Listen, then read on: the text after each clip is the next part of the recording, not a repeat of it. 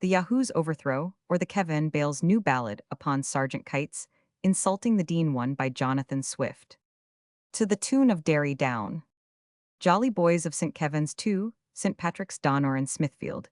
I'll tell you if not told before how Bettesworth, that booby and scoundrel in grain, has insulted us all by insulting the Dean. Knock him down, down, down, knock him down. The Dean and his merits we everyone know, but this skip of a lawyer where the deal did he grow? How greater his merit at forecourts or house than the barking of tozer or leap of a louse? Knock him down, etc. That he came from the temple his morals do show, but where his deep law is few mortals yet know his rhetoric bombast silly jests are by far more like to lampooning than pleading at bar. Knock him down, etc. This peddler at speaking and making of laws has met with returns of all sorts, but applause has with noise and odd gestures been prating some years what honester folk never durst for their ears. Knock him down, etc.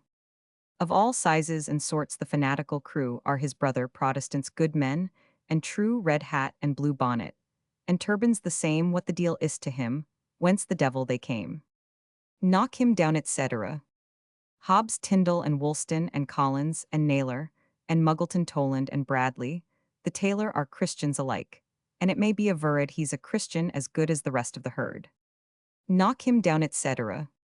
He, only the rights of the clergy, debates their rights their importance, well set on new rates on their tithes, at half nothing their priesthood at less, what's next to be voted with ease you may guess. Knock him down, etc. At length his old master, I need not him name to this damnable speaker, had long owed a shame when his speech came abroad. He paid him off clean, by leaving him under the pen of the Dean. Knock him down, etc. He kindled as if the whole satire had been the oppression of virtue not wages of sin, he began, as he bragged with a rant. And a roar he bragged how he bounced, and he swore how he swore three knock him down, etc. Though he cringed to his deanship in very low strains to others, he boasted of knocking out brains, and slitting of noses and cropping of ears, while his own ass zags were more fit for the shears. Knock him down, etc. On this warrior of deans, whene'er we can hit well show him the way how to crop, and to slit well teach him some better address to afford to the Dean of all deans, though he wears not a sword. Knock him down, etc. Well colt him through Kevan St. Patrick's Donor, and Smithfield, as rap was near colted before well oil him with kennel, and powder him with grains, a modus right fit for insulters of deans. Knock him down, etc. And when this is over well make him amends to the Dean, he shall go, they shall kiss and be friends, but how why the Dean shall to him disclose a face for to kiss without eyes, ears, or nose. Knock him down, etc.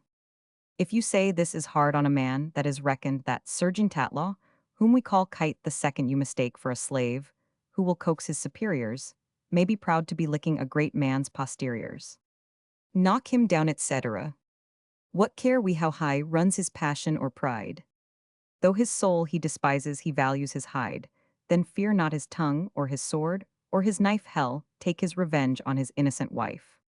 Knock him down, down, down, keep him down. Footnote 1 Grub Street Journal, No. 189, August 90, 1734 in December.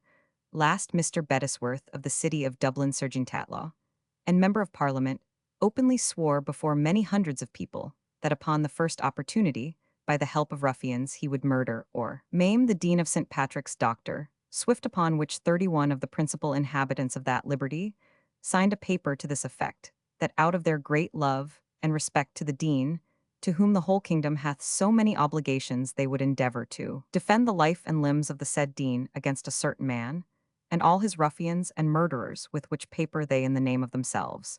And all the inhabitants of the city attended the Dean on January 8, who being extremely ill in bed of a giddiness and deafness and not able to receive them, immediately dictated a very grateful answer, the occasion of a certain man's declaration of his villainous design against the Dean, was a frivolous unproved suspicion, that he had written some lines in verse reflecting upon him Scott.